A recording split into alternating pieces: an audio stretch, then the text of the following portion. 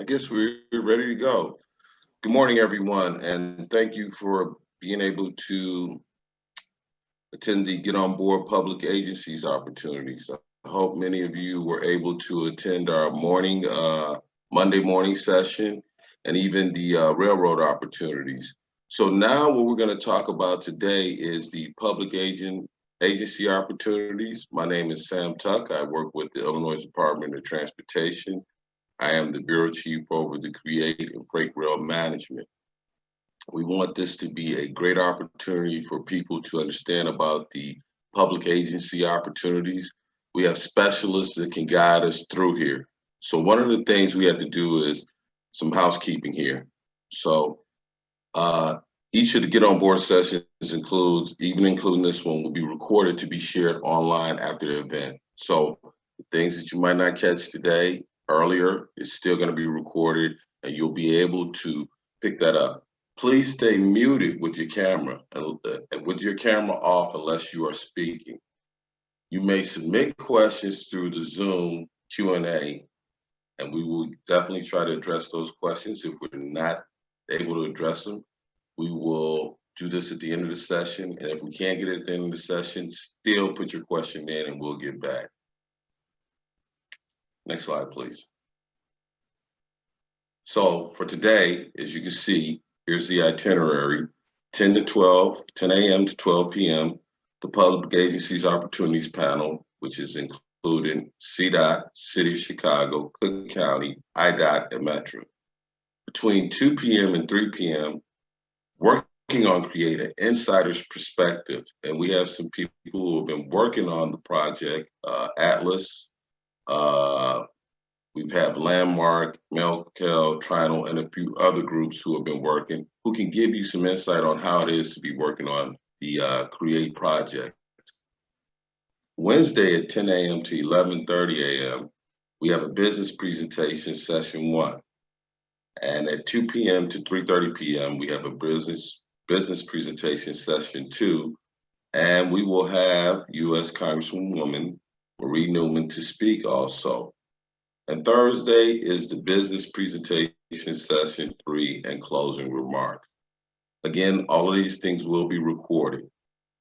So the Zoom ID to enter each of the following sessions is right as you can see on the screen. Anyone who is registered has this information in their calendar holders. So please make sure that you use these numbers. With that, now we will go ahead to CDOT's Community Mobility Benefit and work related on 75th Street SIP. And I believe that will be Jeff Schreiber. Or good morning, everyone. I'm sorry. No problem. No problem. Good morning, everyone. My name is Jazio Cortez. I am the Contracts Administrator for the City of Chicago Department of Transportation. I want to thank everyone for jumping on board here. It's a great opportunity to see some of the faces behind some of the paperwork that a lot of firms are putting in, and hopefully that give you guys some opportunities here. I just wanted to go over a quick overview of the 75th Street SIP as far as what the City of Chicago Department of Transportation responsibilities are with that. CDOT is responsible for the implementation of community mobility benefits, targeting community infrastructure improvements as part of the overall 75th Street SIP. This work will include in-kind repaving and repair of sidewalks, curbs, gutters, tree plantings, and other concrete work to improve bus stop conditions within the area. And CDOT is hoping to advertise the bid opportunity later this year, and work will begin tentatively spring of 2022. We're hoping that everything kind of flows through properly and correctly. And this wasn't really the only reason that CDOT is on here too. CDOT wanted to also provide information in regards to all of our contract opportunities, not only from us, but also for the city of Chicago in its entirety. You can find our current bid opportunities for the entire city of Chicago at www.chicago.gov/bids. Just a quick note, the City of Chicago does all of its contracting opportunities through the Department of Procurement Services, since they are the central contracting authority for the City of Chicago. So a lot of these bids and projects are let out by the Department of Procurement Services, who handle the bid process. Once that bid process is set, the contract goes back to the user department. In that case, it would be my department, the Department of Transportation, to then manage and oversee the implementation of that project. I also wanted to highlight the City of Chicago's 2021 buying plan. The buying plan is located in the URL that you can see on your screen there. And the buying plan basically gives a list of proposed projects that the City of Chicago, along with other agencies and departments within the city and sister agencies, including CTA, library, park district, are proposing to put out. It really gives a good overview of what projects are in the pipeline, what opportunities may be out there for firms who are MWs, VBEs, DBEs. Another note, the City of Chicago does have a very large scale women and minority business enterprise program in place. The City of Chicago does let the majority of the projects out with MNW VBE participation goals, as well as DBE goals, of course, depending upon the funding for the project.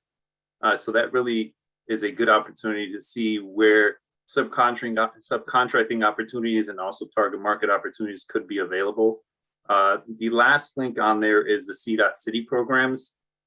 This is a program that shows you all the opportunities within CDOT, the programs that are available for registration, how to set up your business plans, how to do business with the City of Chicago. It's a big learner, a big opportunity to learn a way of how to actually access these programs and how to adhere to some of the city policies. Again, I want to thank everyone for the opportunity to be on here. My name is Jazeel Cortez. Again, I am the contract administrator for the City of Chicago Department of Transportation Services. And with that, I will hand it over to Cook County, Edward and Tara. Thank you, Jazeel. Good morning, everyone. My name is Tara Orban. I am the Chief Engineer for the Project Development Bureau at the Cook County Department of Transportation and Highways. I am also here today with Eddie Olivieri, who is our Director for Contract Compliance at Cook County. Morning, everyone.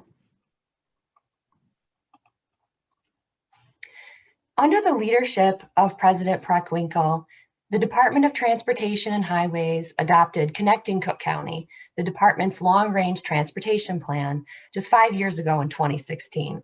The final plan's 5 policy priorities are highlighted on this slide. This serves as the strategic framework for our department's capital planning and transportation 5-year program.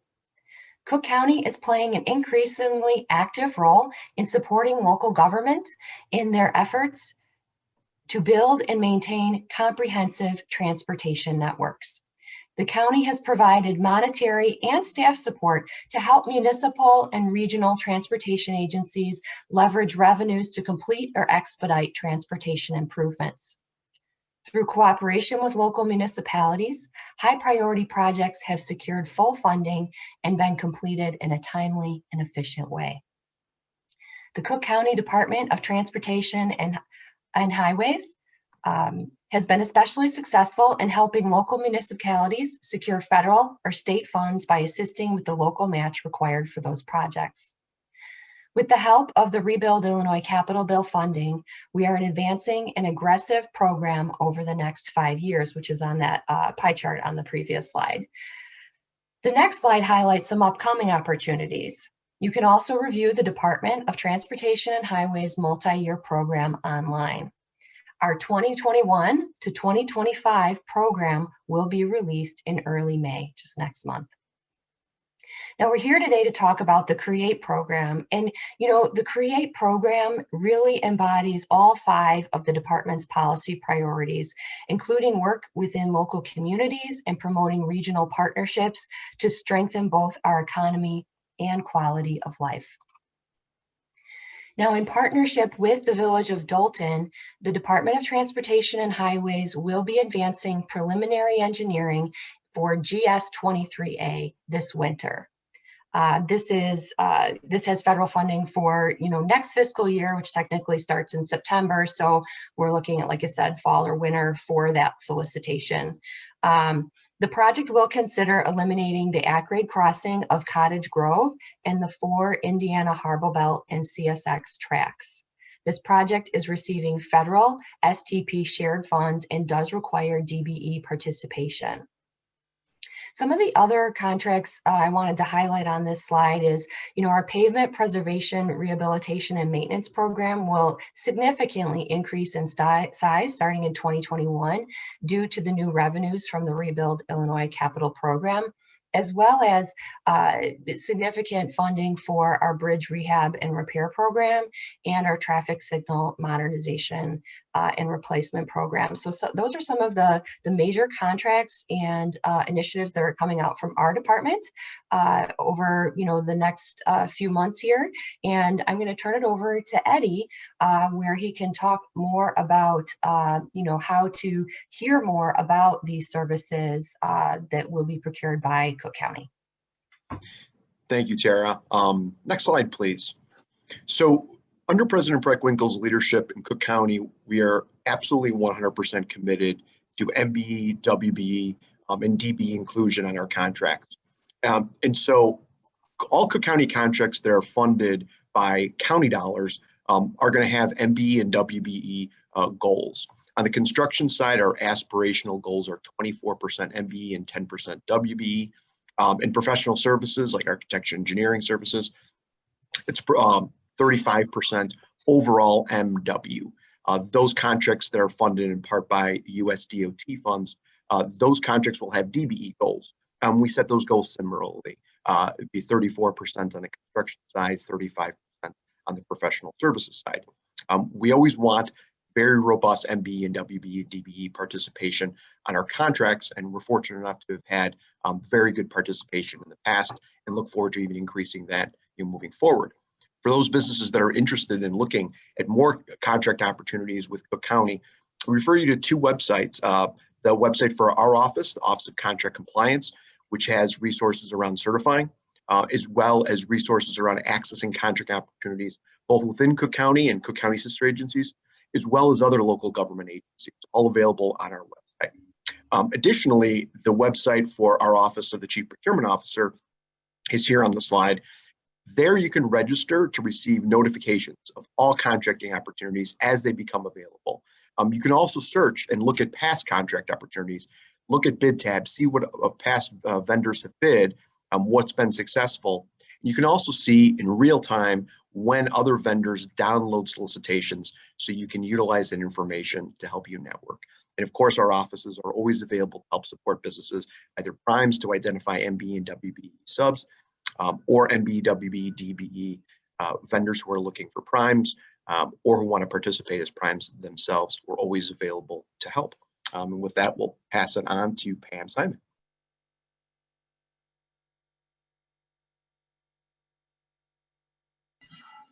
Hey, Pam, you're muted.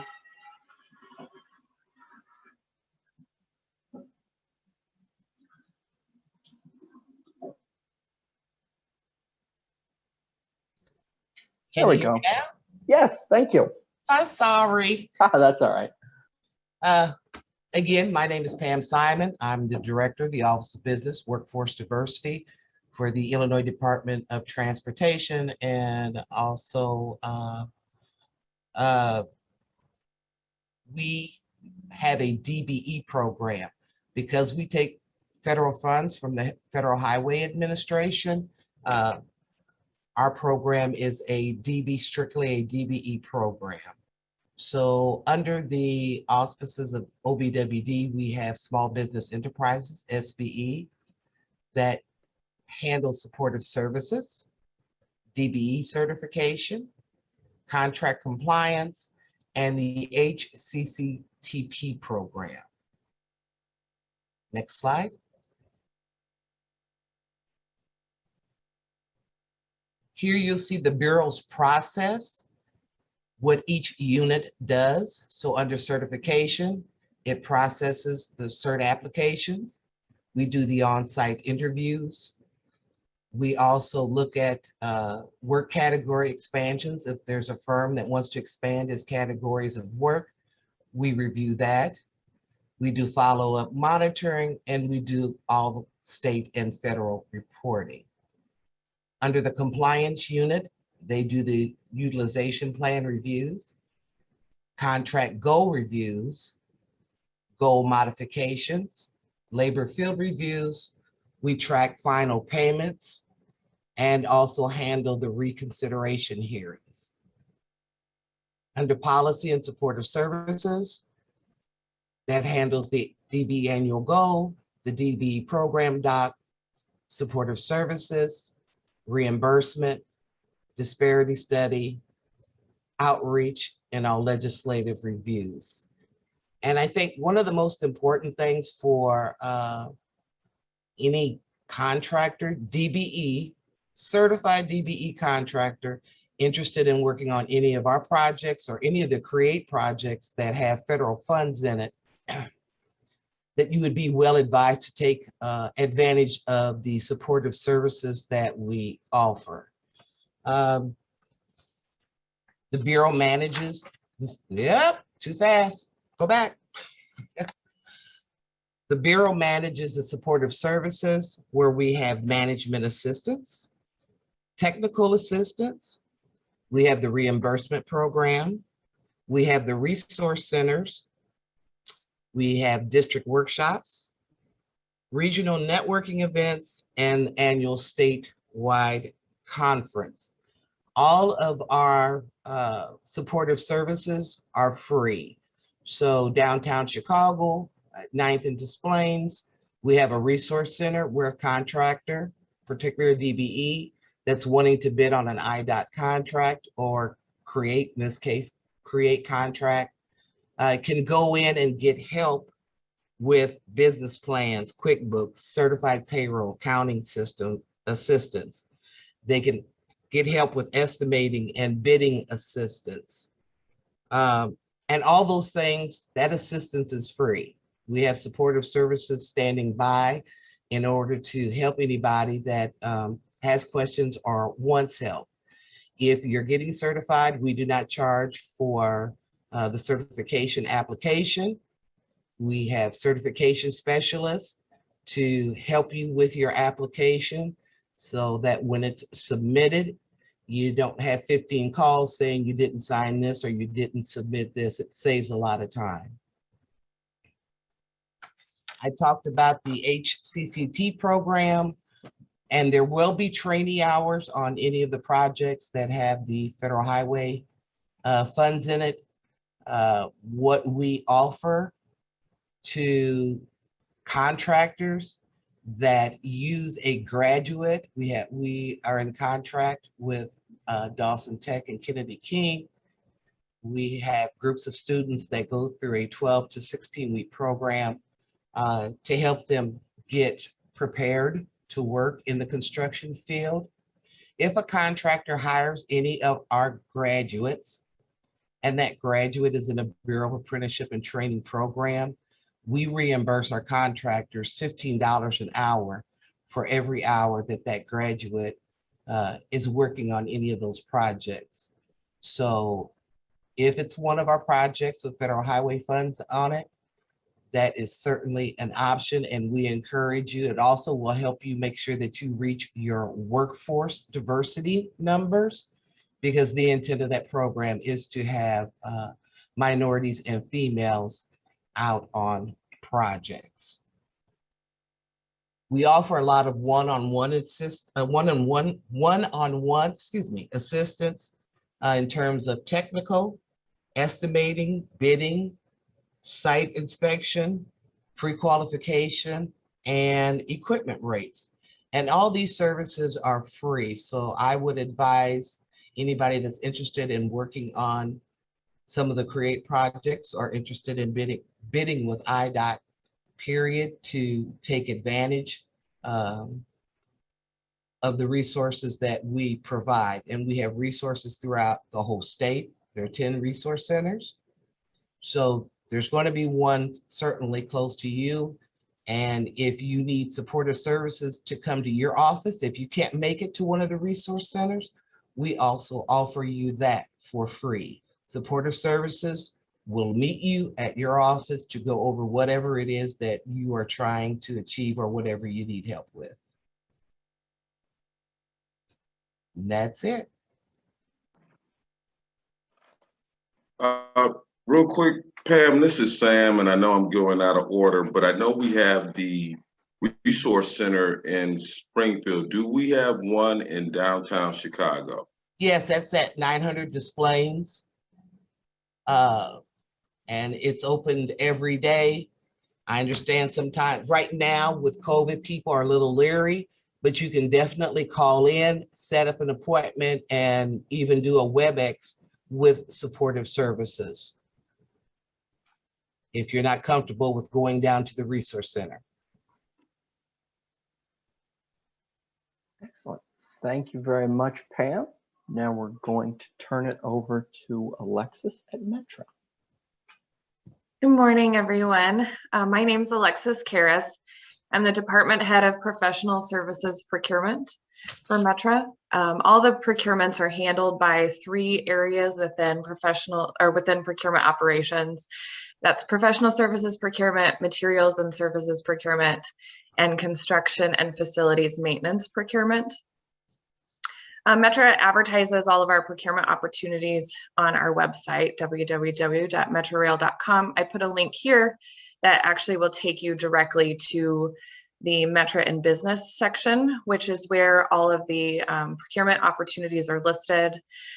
Each tab, like for example, here on the slide, you see IFBs, RFPs, LIQs, and our procurement awards and bid tabs are all available on our website.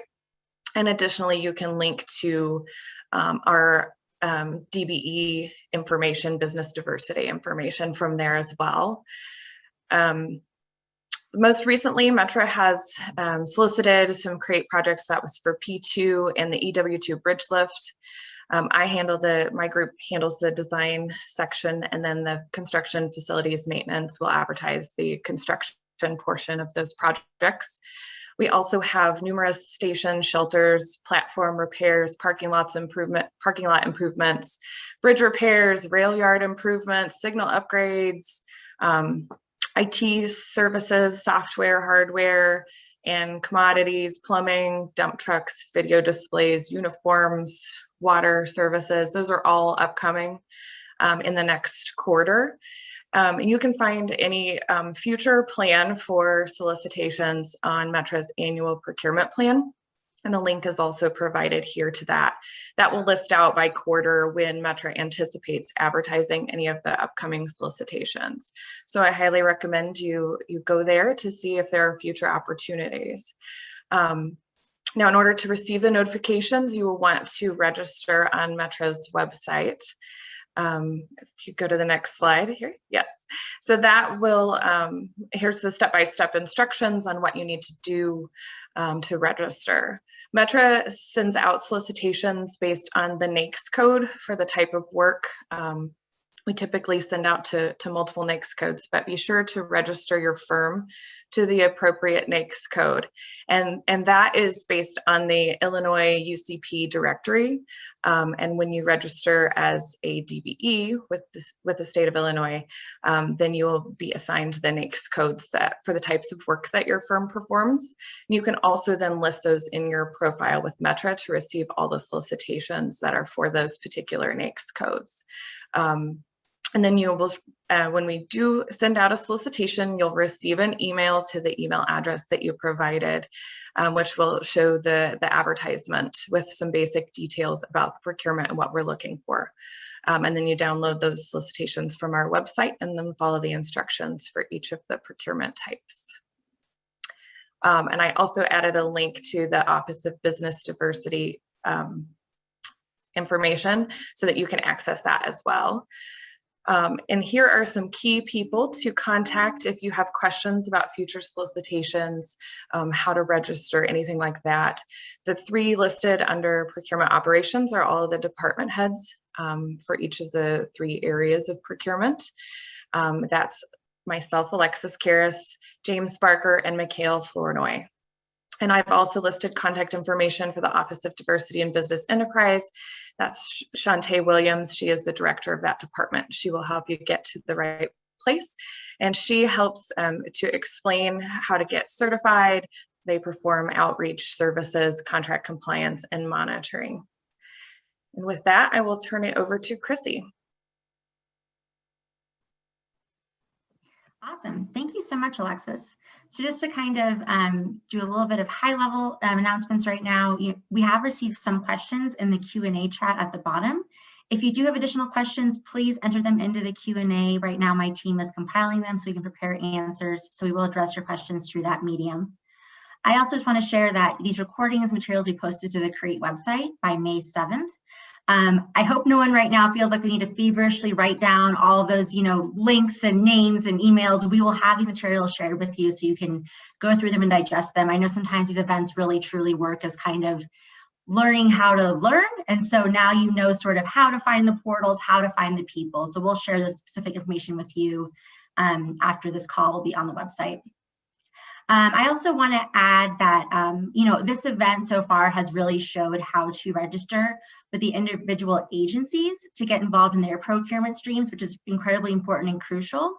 The CREATE program also has its own procurement kind of just information process. So what you want to do if you're interested in working on CREATE projects moving forward is go to our CREATE website, which is createprogram.org.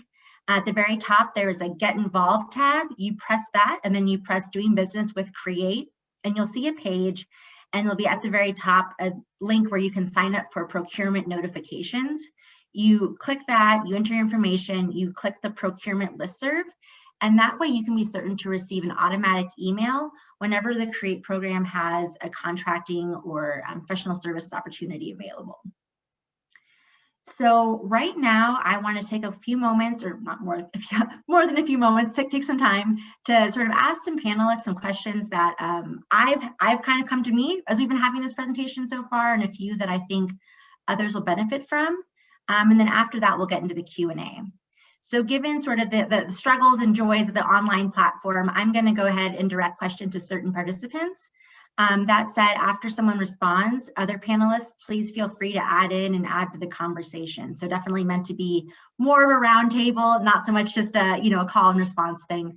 But I guess the first question that I have, I'm going to direct this to Eddie with Cook County, is one of your slides rattled off a bunch of different kinds of abbreviations for designations. And so I guess, I know, well, let's see if I know this correctly. I think I know VBE is Veteran Business Enterprise, WBE is Women Business Enterprise, MBE is Minority Business Enterprise.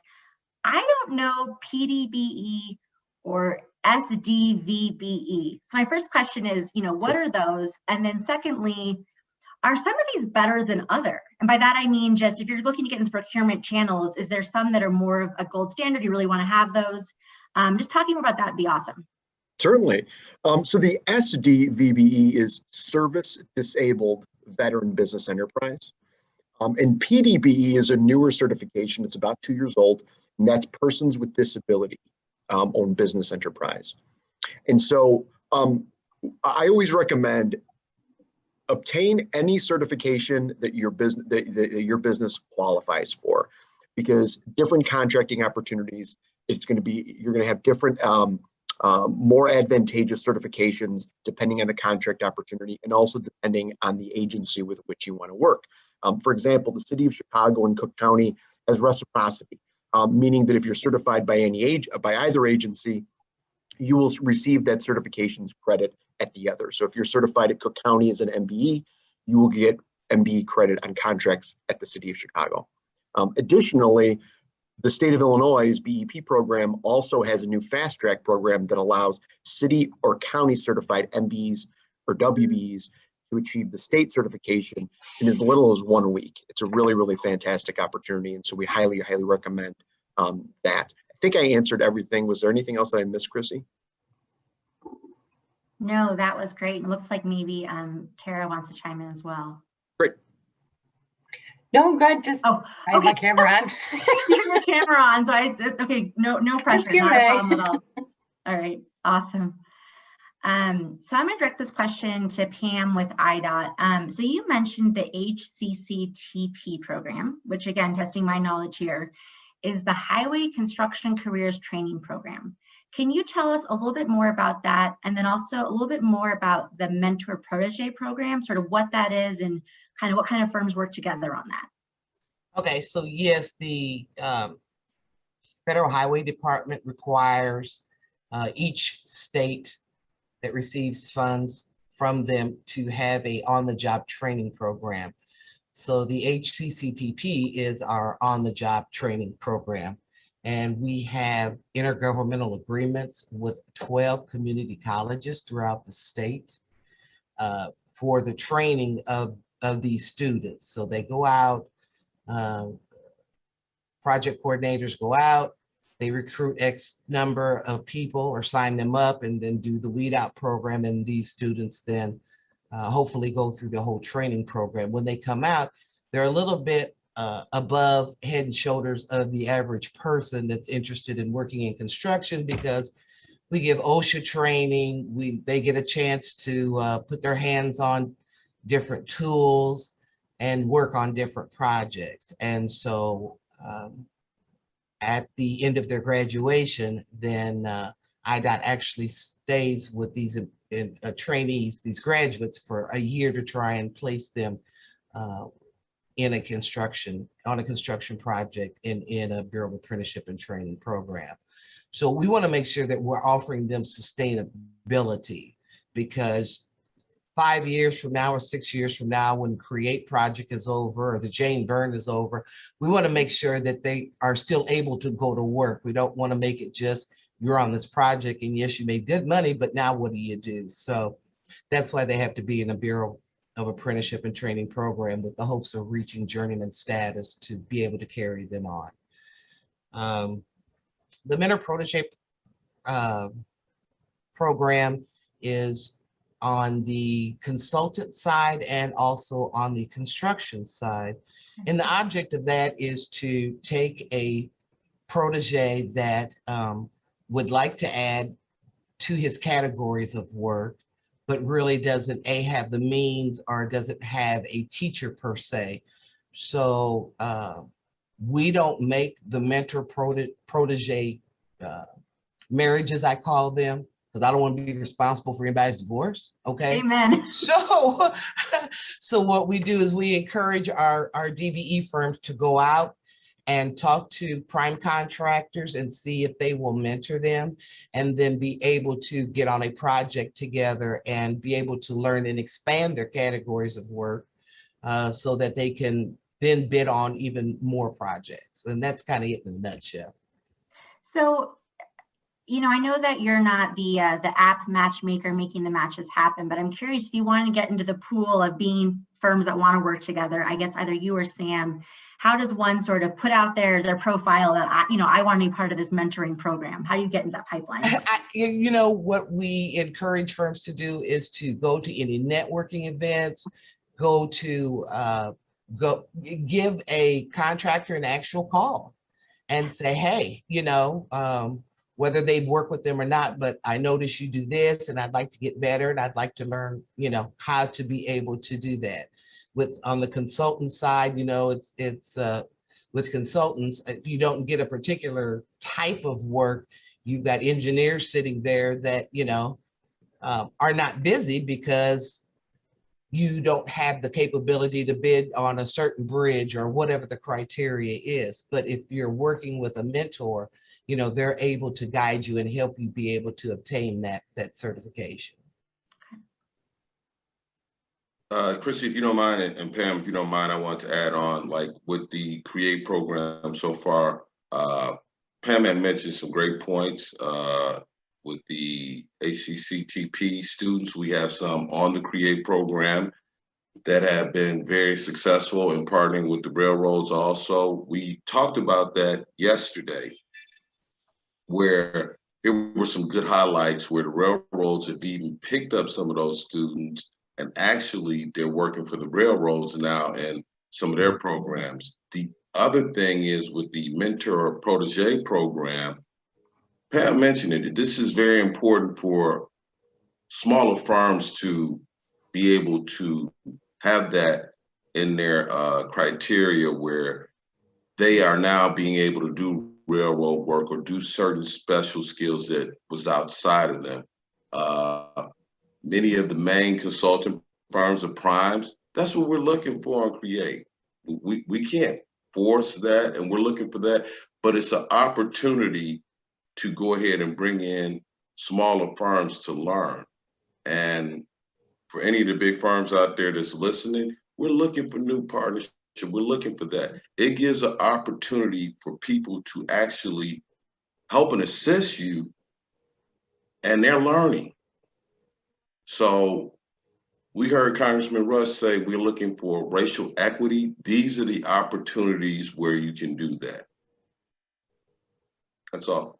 No, and I think I really want to reiterate what Pam said. Pam, I didn't interrupt you, sorry. But I do think that, you know, we can get so sometimes caught up in this concerns about where do we begin and, you know, how do we do this? And I think sometimes it really is just coming down to sort of the old school, taking the first step. And that is, you know, when you get this PDF of the presentation, emailing folks, calling folks, as Pam said, you know, when we used to sort of, hello, I'm interested in what your company does. This is my service. I think it really is just, if you make the effort and show the initiative, you know, all pathways lead to Rome, sort of there, you know, just take the first step and you will get, you know, you will find your course kind of thing. Right. Nobody is better at promoting your business than you are. Yeah. And so, you know, it's important that you promote your business. And to go back to what Sam was saying about HCCTP, when we started several years ago, you know, working on Create projects, Sam and I sat down and we talked, and I said, Sam, you know, I'd really like to be able to put trainee hours on these projects, and I'd really like the railroads to be able to do this. And, you know, Sam was gung-ho, and it's worked extremely well. And even in terms of the $15 reimbursement back to the contractor, you know, therefore he can't complain, well, they're slow and they, you know, do productivity where you're not paying them that much out of your own pocket. And what a way to diversify your force. You know, you're getting some people that, and you're able to diversify your workforce.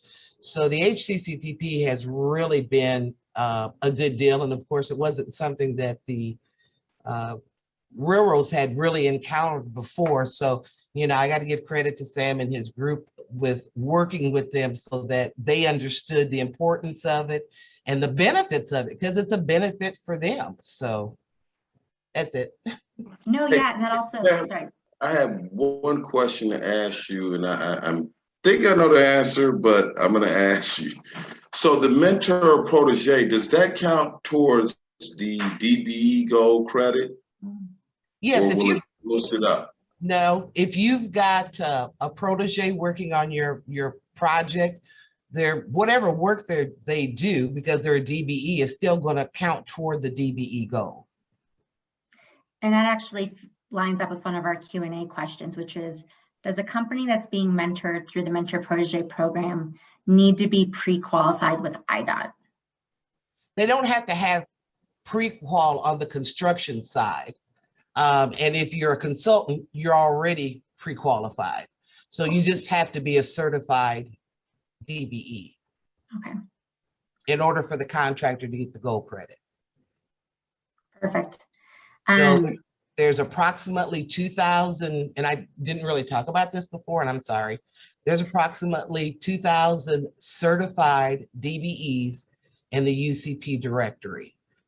So what the feds did, they made us go join forces per se. So it's IDOT, City of Chicago, Cook County, Metro, and PACE, those 5 entities. If you're a certified DBE, you can work with any of those 5 entities and be counted toward gold credit. Like I said, there's over 2,000 DBEs in the UCP, and over 1,000 of them belong to IDOT. Perfect. Okay. I'm going to use this opportunity to shamelessly plug the Create social media accounts. There is a Create Program Chicago Facebook and Twitter accounts, and that's where we also share information regarding some of these procurement opportunities we have through Create, and also some of our good news stories. And so I was just thinking that, you know, in our recent Create annual newsletter, which came out in February, maybe March this year. We also highlighted some of these folks that are working on CREATE projects through the HCCTP program. So if you want to learn more about CREATE as a whole and kind of what we do and what we care about, I think that signing up for also our newsletter listserv is great. When you sign up for procurement, also check the little newsletter box and get more information as well about what's happening in the CREATE universe. So I'm going to quickly pivot actually over to Jazeel and hopefully, that's like calling on kids in class. But, one thing I'm kind of curious about, Jazeel, hopefully you can answer this question, is just, we kind of said, right, that, just start trying and you'll get there. But I am curious, what perhaps is the first thing that a company should do if they want to work with your agency or public agencies? And then are there certain qualities that you look for in new firms, new suppliers, new contractors, new small businesses? Sure. I mean, the city of Chicago is open to diversifying our workforce. So, I mean, in essence, we have a lot of opportunities out there for MBEs, WBEs, VBEs, DBEs to put themselves out there. I think it's important, right? You say you're taking the first step to try and introduce yourself to some of the large contracting firms, whether professional services or construction based. And it's that first initial step, right? And like they say, that is usually the hardest thing. So we have the CDOT is unique because we have the opportunity and the relationship with one of our agencies within the city of Chicago, meaning the Department of Procurement Services. They pretty much handle the procurement side of the contracting. They have online how to do business with the city of Chicago webinars. They have a contracting opportunity online. Their DPS website basically houses a lot of the information that we kind of work through. So being able to kind of familiarize yourself, one, with who you're trying to contract with, two, what type of work you're trying to get, certifying yourself as a firm if you fall under any of the categories. Multiple certifications are always a good thing. If you're an M or an W and a DBE, it works to your advantage because you have the ability and flexibility to work on multiple jobs, multiple opportunities that are out there. I think it's identifying your role as a company, as a firm, and trying to understand exactly where you would fit in. Kind of the same thing with the mentor protege. The city of Chicago also has that set up as far as on our compliance section. And it really helps out because some of the larger firms do have to adhere to M and WBE and DBE goals. And one part of being able to do that is by bringing on smaller firms to kind of teach along the way. So by being able to teach them, not only are they helping a smaller firm with the possibility of in the future applying to larger scope of work or larger jobs or becoming a prime themselves on some of these large scale projects, but it also adds to their own portfolio of firms that they can use for future projects. It also helps them on their compliance end because they receive the compliance credit for having an MRW, or they receive an additional incentive based on them having a firm that is actually being mentored, and then at the end of it graduates from, say, a program to a larger scale program within the city of Chicago. So I mean, there's a lot of different opportunities out there. There's a lot of networking tools that our Department of Procurement Services has. CDOT also posts a lot of our information on our city of Chicago website, the CDOT website for itself. We have you can definitely sign up. We're going to have a bid alert system set up basically for CDOT projects. DPS currently has one set up for any of the projects that are advertised currently at the city of Chicago. They advertise a list on a weekly basis, and every week it's updated every Monday. So every Monday you can see any kind of opportunities that are out there right now.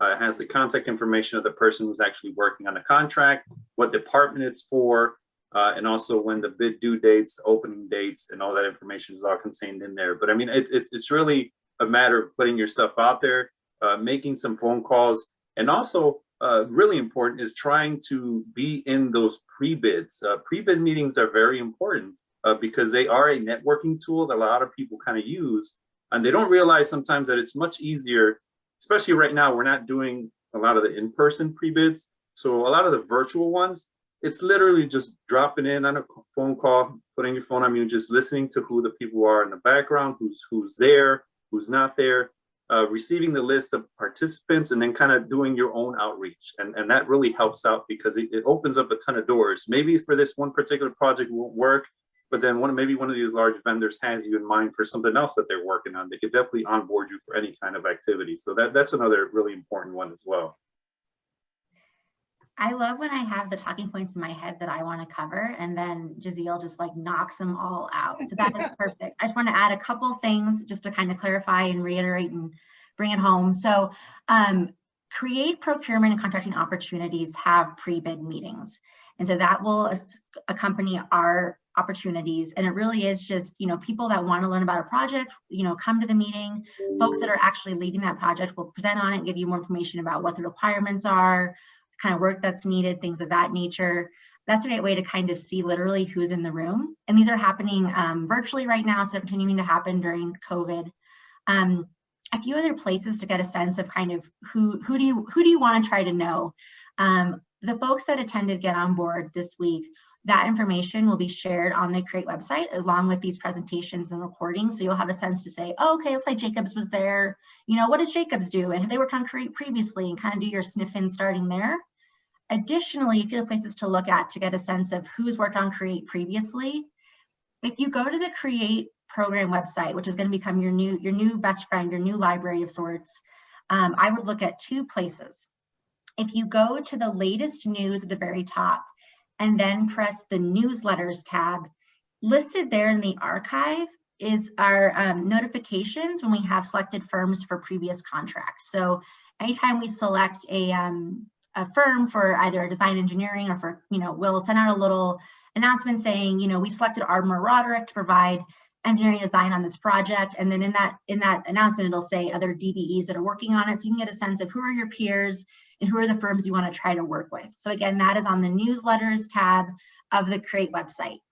Additionally, a place I really want you all to go to, again, is the createprogram.org, get involved, doing business with CREATE. And that's kind of our bids page.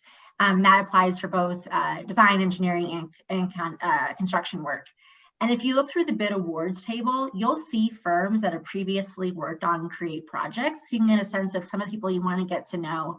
And I think that's just a really crucial place to go to get a sense of who are the people that you want to try to get to meet.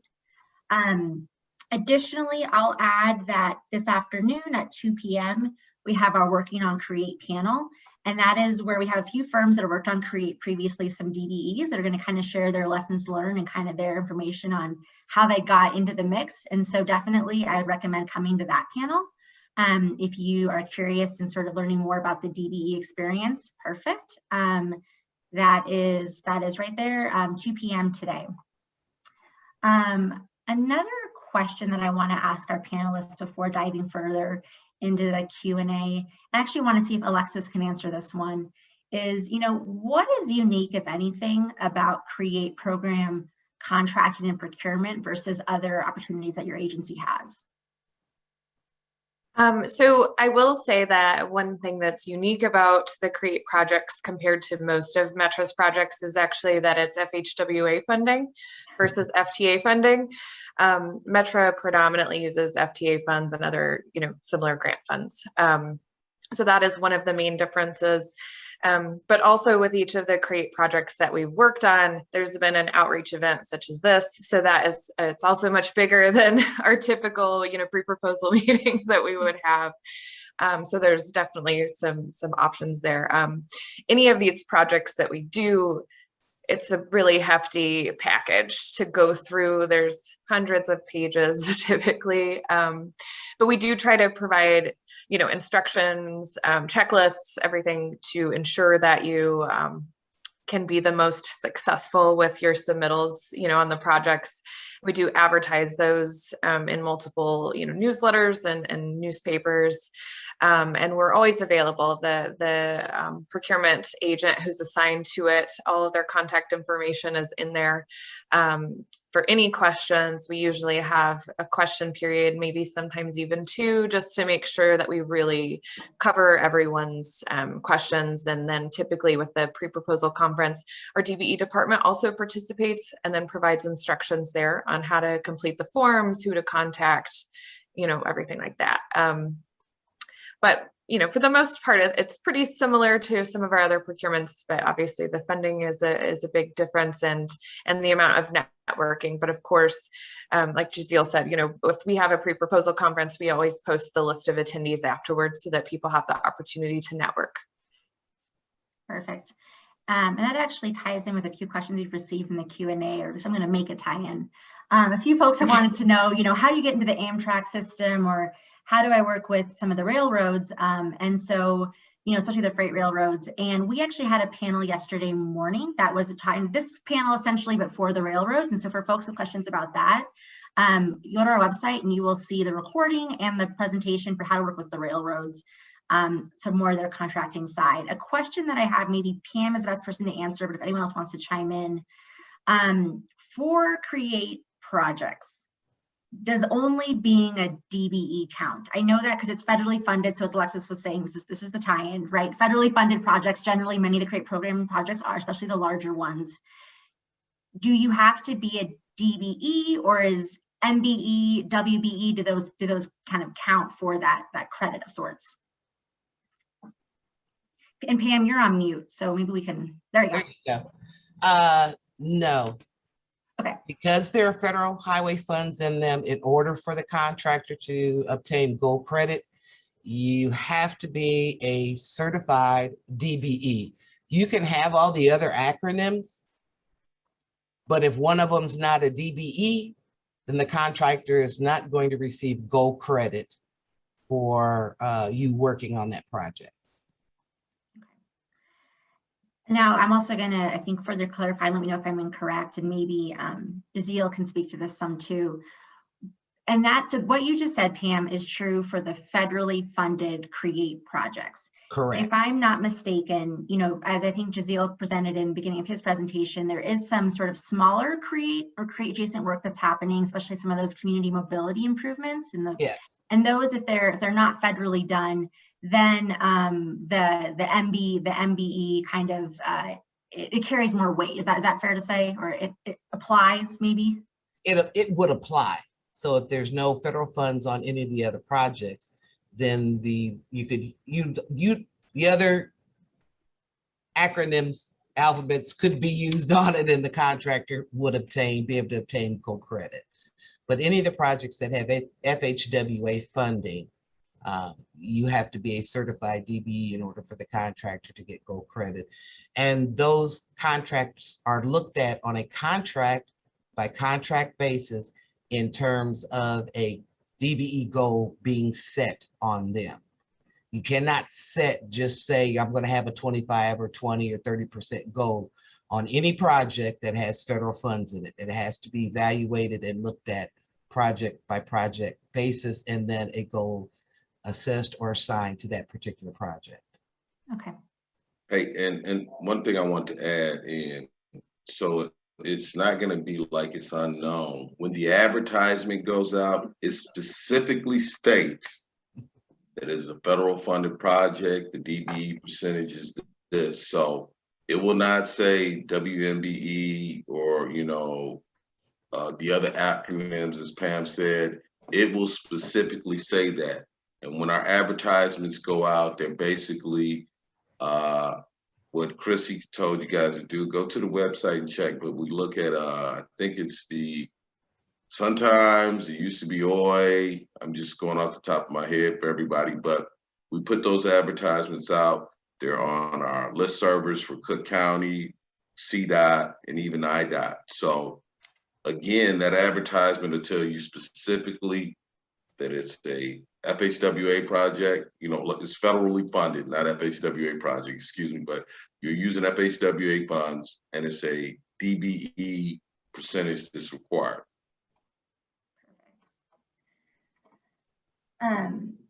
There are a few questions that we've received in the Q&A that are kind of seem specific to certain folks as unique situations. So I would say is if you have one of those questions that seems, kind of specific to you, email Pam Simon, right? Email the folks that are on this call, right? So we're here to serve you. So if you have a question where, I qualify for this, I don't qualify for that, kind of how do I get in the pipeline? People have shared their contact information in the website links through that presentation, which again, we'll post on the website. Go ahead and just give folks an email or a call and kind of talk to them specifically about your situation. I think that's probably the best way to go about that. And they can also provide some guidance in terms of, what you should pursue, what you should look for, things of that nature. I have a few more questions that I think are of a general enough nature that we can probably have value addressing them together on this call. One of them is, do vendors need to be Buy America compliant? Yes. Yes. Okay. So what, okay, I'm just gonna say yes. The answer is yes, boom. Okay, here's a question. This is also a new acronym. This is a good one. Are EDWOSB certifications accepted in lieu of DBE or Illinois UCP for federal projects? Or does one need to get the state certifications as well? You must be a certified DBE in order for the contractor to obtain gold credit on the project you're working on. Certified DBE, which means you've gone through one of the partners, one of the UCP partners, and turned in an application and gotten certified. Perfect. Here are a few questions that are a little more specific to unique opportunities for procurement. One is, has the engineering design team been selected for GS23A? And if not, will that be procured through the city of Dalton or through the county? Okay, thank you. Thank you for your interest about the opportunity. That was one of the projects that we did highlight on Cook County slides. So the answer to the first question is no. So the engineering design team has not been selected for GS23A. There is STP shared fund, so federal funds in next federal fiscal year for the preliminary engineering, phase 1 engineering for the grade separation study. So that RFQ, we do anticipate at this time that it will be led by Cook County in strong partnership with the Village of Dalton. Thank you. And then there's a question that it is, when will the P2 or EW2, and those are some of the 75th Street SIP projects, professional services for those, construction management be advertised? So when will construction management for P2 and EW2 be advertised? Hi. So I will say that one of them has already been advertised and is currently under evaluation. So what I would recommend is to watch Metra's board meetings to see when that award is made public and official. And then you could contact the awarded company at that time and reach out to see if there's still any opportunities for participation. And just to add on to that, that will also be announced through our CREATE program announcement listserv. So definitely sign up for that, and for the procurement listserv, you'll get notified that way. Additionally, P2 and EW2 are some super large projects. And so in order to kind of led by different railroads as well. And so there are multiple contracting opportunities happening through these two projects. So just keep in mind that you may be like, oh, P2 already happened. And then, a few years, now it's the other P2 thing. Stay in the pipeline. There are more opportunities, more railroads working on it. And I'm going to let Sam Tuck clarify what I just said and correct what I just said. I'm actually going to tap out and tap in Thompson. He is the expert on this. Perfect. So thank you. Great question. Thank you. And we appreciate the opportunity to talk to you today. Yes, so there are, as Chrissy said, there is a lot of work underway right now. So I guess the question, Chrissy, was more related to actual construction of P2 and EW2? Or was it more related to engineering? It's a professional services CM. Okay, so with regard to professional services, we talked about this yesterday in the railroad session, but I'd be happy to go over this briefly. My suggestion here is to go back and look at the video from yesterday's session. We talked about quite a bit of this, but anyways, so right now the EW2 project has started design. There will be a lot of structural work that it will be released for design in the near future for EW2. So there's a lot of opportunities. Many of those viaducts in the neighborhood get rebuilt and replaced. And so the proposals for that are coming out. There'll be construction management RFPs in the future. As far as the construction, you're still quite a few years out with regard to the construction. So this design of EW2 and P2 is just getting started. And I do want to add one thing, and to back up something that Pam and Sam both said earlier. This mentor protege program through Kennedy King is excellent. This is an excellent program, and the railroads really appreciate the fact that IDOT really got us going on that, and that now we're finding that we can pull students from that program and actually take them with very similar skills as you would find in highway construction over into railroad construction and maintenance. So it's a very similar skill set, very successful program. And we're looking at more of that in the future. We're really excited about it. All the railroads are very interested in it, excited about it. We want to keep that moving. But anyways, appreciate it, Pam, your comments and Sam's comments. Chrissy, back to you. Anything else? Did I answer the question? Yep. No, that was perfect. Happy to help. Sort of a clarification question, hopefully we can address. So, and this is, I'm learning this lingo too, so bear with me, folks. So it says, I thought FHWA perhaps requires Buy American compliance and FTA is Buy America. Can anyone perhaps speak to the difference between Buy American and Buy America and sort of differences and where they maybe apply or don't apply? I don't know, Alexis, if you can answer that or, okay. I will do my best Okay. anyway. So if, as I understand it, as part of, since we use a lot of FTA money at Metra, I'm much more well-versed in Buy America versus Buy American.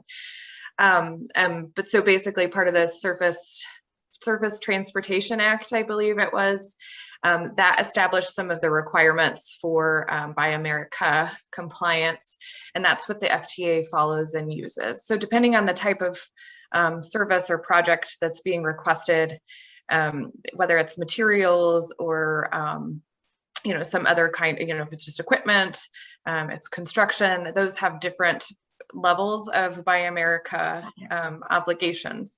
And so you do have, there is a FTA Buy America guide that is available on their website. If you do have questions about that, it's pretty lengthy. It's probably easier to email me if it's something that Metra is doing, and I can kind of help clarify. But Buy American is a different federal law, and so it's a little, and I hope someone else can kind of address a little bit more in depth, but so I believe that it has a few more, they're very similar, but it has a little bit more open, I guess, acceptability for certain things. Sam, hopefully you're coming on here to save me. No, you did an excellent job. And one of the things that I want to go back and this eliminates a lot of ambiguity when you start to go back and look at the advertisement. It's going to say federal funds are being used. What type of federal funds? It's going to say Federal Highway Administration, or it's going to say Federal Transit Authority. So whatever one is applicable to, whatever one, the person asking the question, that's the format you will have to follow. So even on our advertisements for some of the projects that we did already for P3 GS19, that's Federal Highway Administered Fund, Federal Highway Administration funds that we're using. So you have to follow Buy America. FTA funds that Metro might have a separate procurement on is going to say FTA funds. You will have to follow that procurement. There are some little differences on it, but to cover yourself, follow whatever guidelines are. Hopefully that addresses the question. What you think, Alexis? I think so. And we do also usually include the exhibit that actually shows what levels, thresholds in terms of dollar amount. We typically always include the exhibit that applies. So you would also know there what the guidelines are and the requirements. Those are always included in the solicitation package. So if we are using FHWA funds, we include that. And if we're using FTA funds, then we included an exhibit that describes those requirements. Perfect. Another question we have is, in the future, are there going to be marketing opportunities bids? And I think a short level answer to that is sometimes there are, and so definitely sign up for the procurement listserv and you'll get notified of those opportunities.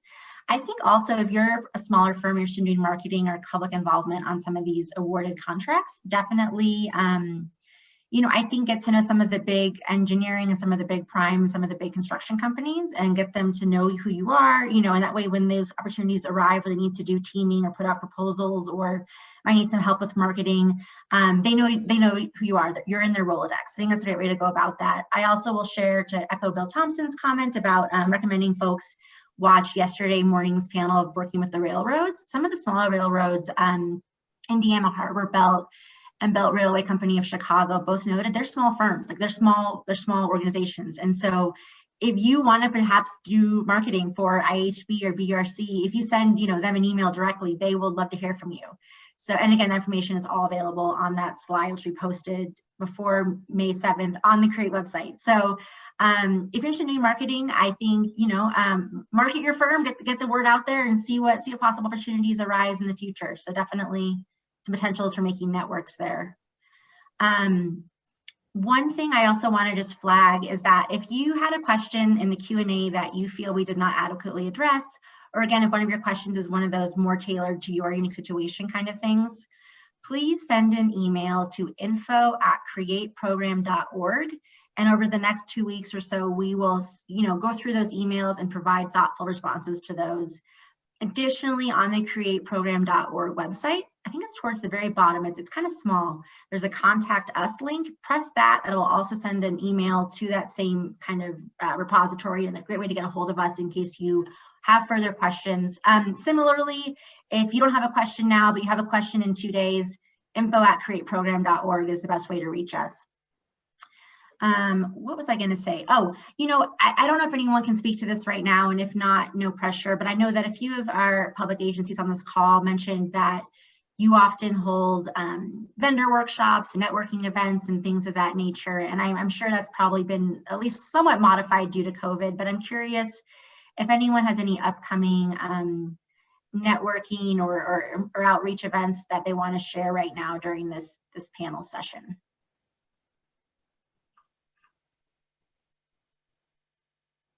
Well, I guess Get On Board is the big name in the game, so we don't want to have anything competing with our event.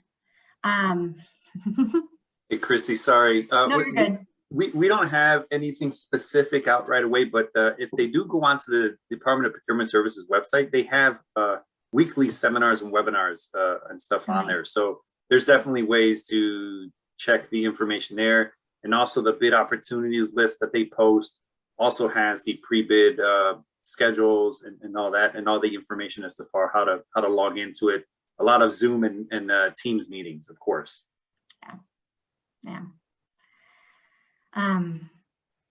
So I think, right, coming out of this panel, hopefully a big achievement for those of us that were participating was sort of, knowing what you don't know now. I think that's the first step, is knowing what you need to know more about. And I think hopefully this panel has provided folks an opportunity to really kind of better understand where to find information, where to find the listservs they need to sign up for, where to find some of the prime firms they want to become networking with.